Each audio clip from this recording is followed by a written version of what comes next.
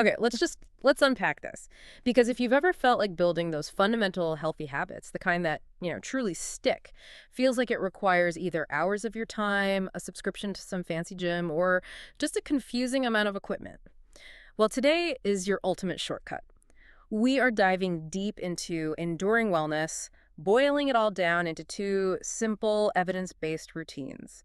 And they require basically nothing but gravity and a few minutes of your time. That's exactly right. Our mission today is really to extract a highly actionable two-part strategy from all this source material. And this plan is really engineered for consistency over, let's say, brute force intensity, which makes it perfect for busy schedules, whether you're dealing with life in Addis Ababa or just trying to find time between meetings anywhere else.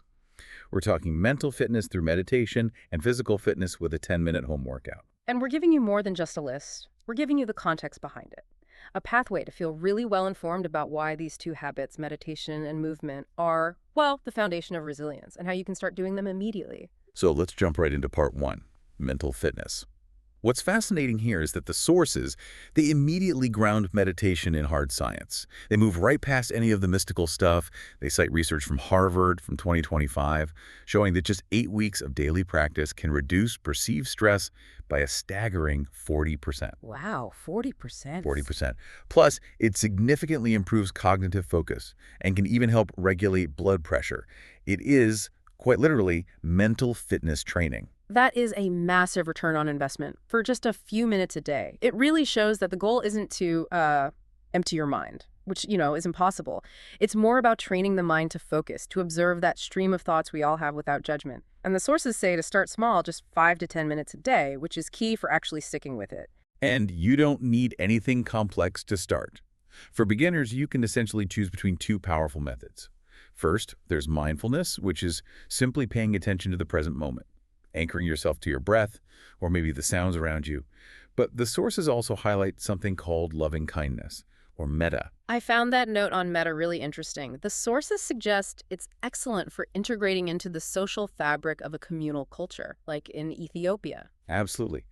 Metta works by intentionally shifting your emotional state. You start by directing wishes of well-being toward yourself, then you expand to loved ones. And then you widen that circle to include strangers or even people you find challenging. And it's like building compassion as an active practice. That's why it resonates so deeply in community-focused places. Okay, so if consistency is the goal, how do we actually set this up in a real busy home? It can't feel like a big production. No, practicality is everything. Find a quiet corner, a bedroom, a balcony, even under a tree in Addis if you can. The best time is morning, before your brain is fully spun up, or maybe late at night. Posture is important, spine straight, hands on your knees. And here's that unique localization tip from the source that makes this zero budget. Instead of some expensive cushion, you can use a traditional misob stool or a folded Jabet blanket. That's brilliant. But let me ask, if you're using something like a misob, is stability a concern at all? That's a good question. The stability really comes from your posture, from keeping that spine upright and having firm contact points with your hips and knees. The whole point of the stool or the blanket is just to elevate your hips slightly above your knees. It helps tilt your pelvis forward naturally. This keeps your back straight without straining.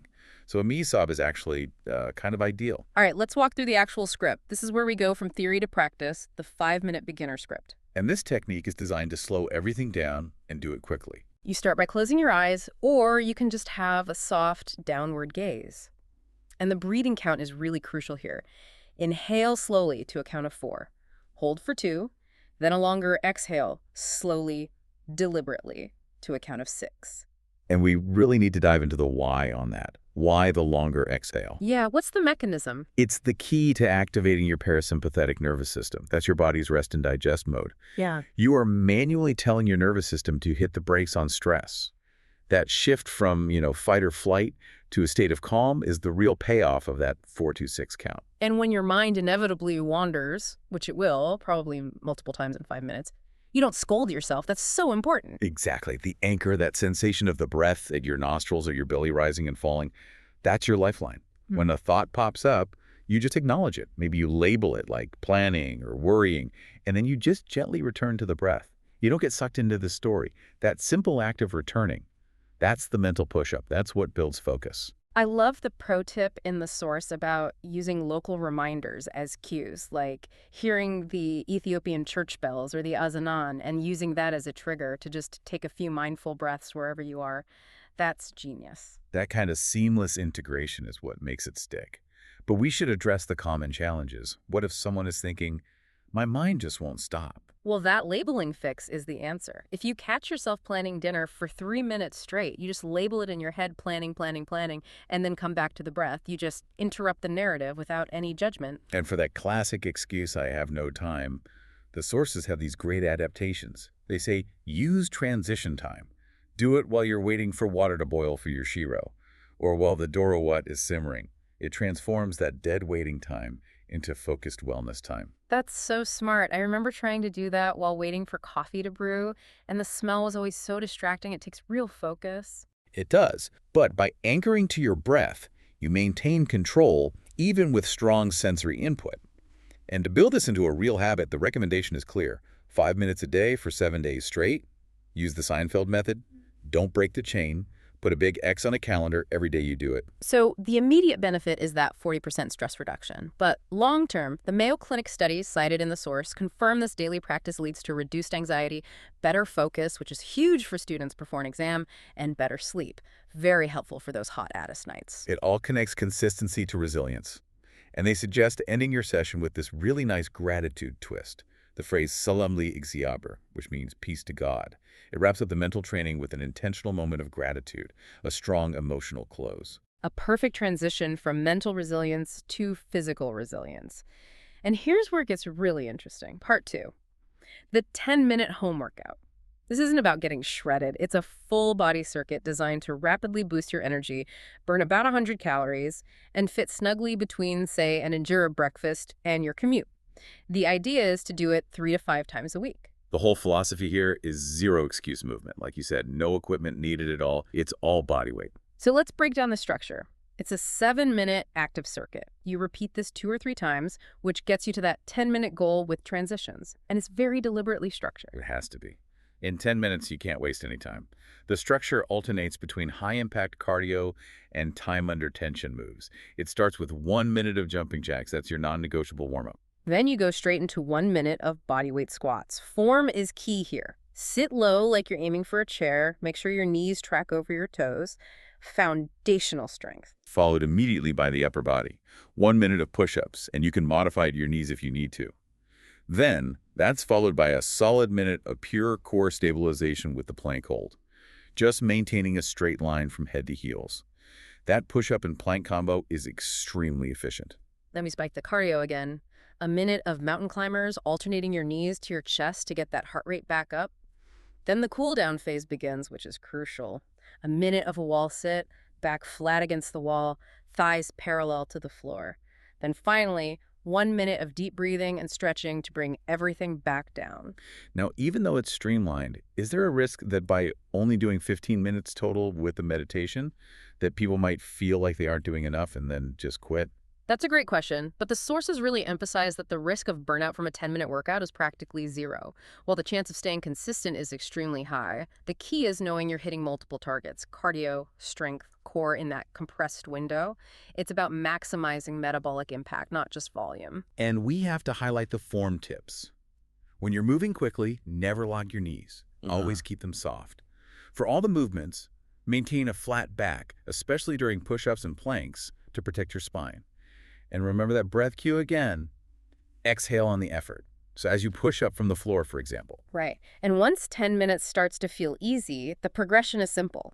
Starting in week 2, you can add just 10 seconds to the static holds, the plank or the wall sit, or you can just do 4 rounds for a total of 14 high-impact minutes. Now, let's connect this whole routine back to those lifestyle factors, especially the Ethiopian adaptations. If it's too hot during the day, you just shift the time.